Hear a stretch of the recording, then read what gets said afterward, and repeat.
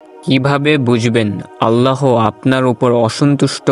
মহান আল্লাহ তাআলা সুন্দর অবয়বে মানব জাতিকে সৃষ্টি করেছেন। আল্লাহ বলেন, আমি সৃষ্টি করেছি মানুষকে সুন্দরতর অবয়বে। সূরা ৩ আয়াত ৪। বান্দার ওপর তার সৃষ্টিকর্তা যদি অসন্তুষ্ট থাকেন তাহলে তার ক্ষতি অনিবার্য। একজন মানুষ কিভাবে অনুভব করবে যে তার প্রভু তার প্রতি অসন্তুষ্ট? কাউকে সুনির্দিষ্টভাবে এই কথা বলা যাবে না যে আল্লাহ তোমার প্রতি অসন্তুষ্ট অথবা আল্লাহ তোমাকে ভালোবাসেন না, কারণ এই ব্যাপারে প্রকৃত ইলম একমাত্র আল্লাহ তাআলার। তবে কোরআন ও হাদিসে এমন কিছু নিদর্শন এসেছে যার দ্বারা বোঝা যায় আল্লাহ তাআলা তার প্রতি অসন্তুষ্ট।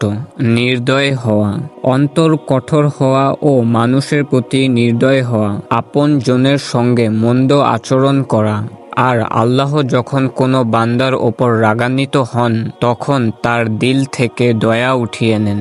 আয়েশা রাদিয়াল্লাহু তাআলা আনহু থেকে বর্ণিত, রাসূল সাল্লাল্লাহু আলাইহি ওয়াসাল্লাম বলেন, হে আয়েশা, তুমি কখনো আমাকে অশালীন দেখেছো? কিয়ামতের দিন আল্লাহর কাছে মর্যাদার দিক দিয়ে মানুষের মধ্যে সবচেয়ে নিকৃষ্ট সেই ব্যক্তি যার অনিষ্টের কারণে মানুষ তাকে ত্যাগ করে। সহিহ বুখারী হাদিস ৬০৩২।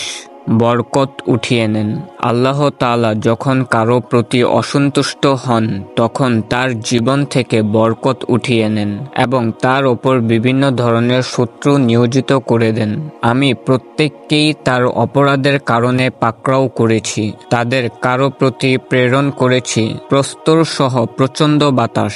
কাউকে পেয়েছে বজ্রপাত, কাউকে আমি বিলীন করেছি ভূগর্ভে এবং কাউকে করেছি নিমজ্জিত। আল্লাহ তাদের প্রতি জুলুম করার ছিলেন না, কিন্তু তারা নিজেরাই নিজেদের প্রতি জুলুম করেছে। সূরা আনকাবুত আয়াত ৪০। যে কোনো মুসিবতে অসন্তুষ্টি প্রকাশ করা। আল্লাহ যখন বান্দাকে পরীক্ষা কিংবা অন্য কোনো কারণে বিপদ আপদ দেন তখন তার প্রতি বিরক্ত ও অসন্তুষ্টি প্রকাশ করা আল্লাহ তাআলাকে ক্রোধান্বিত করে তোলে। আনাস রাদিয়াল্লাহু তাআলা আনহু বলেন, রাসূল সাল্লাল্লাহু আলাইহি ওয়াসাল্লাম ইরশাদ করেছেন, বিপদ যত মারাত্মক হবে প্রতিদান তত মহান হবে। আল্লাহ তাআলা যখন কোনো জাতিকে ভালোবাসেন তখন তাদের বিপদে ফেলে পরীক্ষা করেন। যে লোক তাতে সন্তুষ্ট থাকে তার জন্য আল্লাহ তাআলার সন্তুষ্টি বিদ্যমান, আর যে ব্যক্তি তাতে অসন্তুষ্ট হয় তার জন্য অসন্তুষ্টি বিদ্যমান। সুনানে তিরমিজি হাদিস ২৩৯৬।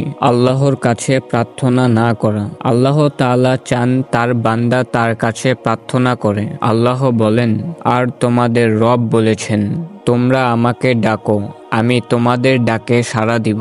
নিশ্চয়ই যারা অহংকার বশে আমার ইবাদত থেকে বিমুখ থাকে তারা অচিরই জাহান্নামে প্রবেশ করবে লাঞ্ছিত হয়ে। সূরা গাফির আয়াত ৬০।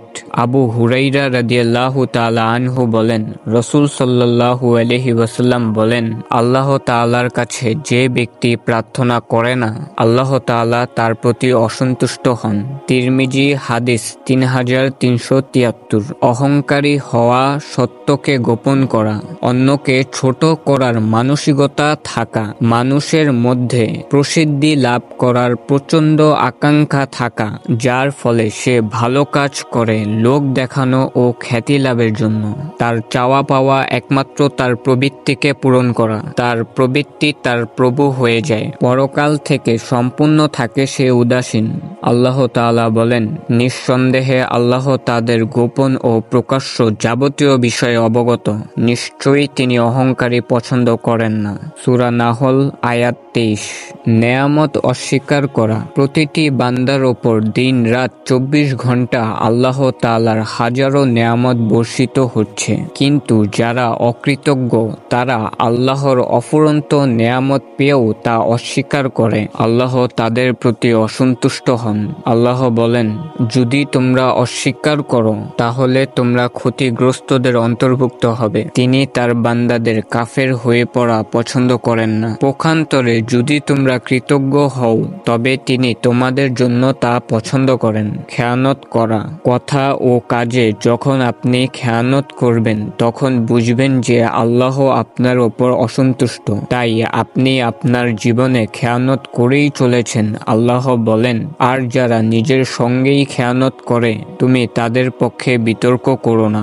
নিশ্চয়ই আল্লাহ কোনো খেয়ানতকারী ও পাপিষ্ঠকে পছন্দ করেন না। সূরা নিসা আয়াত 107। সীমা লঙ্ঘন করা, যে কোনো কাজেই মধ্যম পন্থা অবলম্বন করা, কোনো ক্ষেত্রে প্রান্তিকতা না করা, বাড়াবাড়িও করবে না আবার শিথিলতা করবে না। আল্লাহ তাআলা বলেন, আর যারা তোমাদের প্রতি যুদ্ধ করে তোমরাও আল্লাহর পথে তাদের প্রতি যুদ্ধ করো, কিন্তু সীমা লঙ্ঘন করো না। নিশ্চয়ই আল্লাহ সীমা লঙ্ঘনকারীদের ভালোবাসেন না। সূরা বাকারা আয়াত 190। ইহুদি খ্রিস্টান সম্প্রদায় তারা বিভিন্ন কাজে সীমা লঙ্ঘন করেছিল, এজন্য আল্লাহ তাআলা তাদের প্রতি অসন্তুষ্ট ছিলেন। মহানবী সাল্লাল্লাহু আলাইহি ওয়াসাল্লাম ইরশাদ করেন, তোমরা আমলে মধ্যপন্থা অবলম্বন করো, বাড়াবাড়ি করো না। সকাল সন্ধ্যায় ইবাদতের জন্য বের হয়ে পড়ো এবং রাতের কিছু সময়েও তোমরা অবশ্যই পরিমিতি রক্ষা করো, তাহলে গন্তব্যে পৌঁছাতে পারবে। সহিহ বুখারী হাদিস 6463।